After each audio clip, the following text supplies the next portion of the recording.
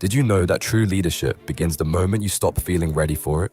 At 17, Kira stood alone in the guard tower, watching over sleeping villagers below.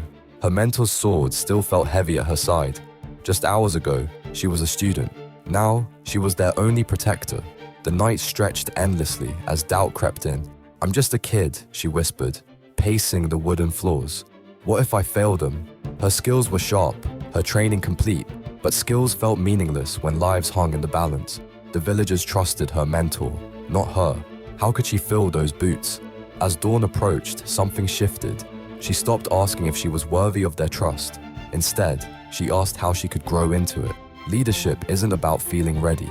It's about accepting responsibility when you feel completely unprepared. The strongest warriors aren't those who never doubt themselves. They're the ones who choose to protect others despite their fears.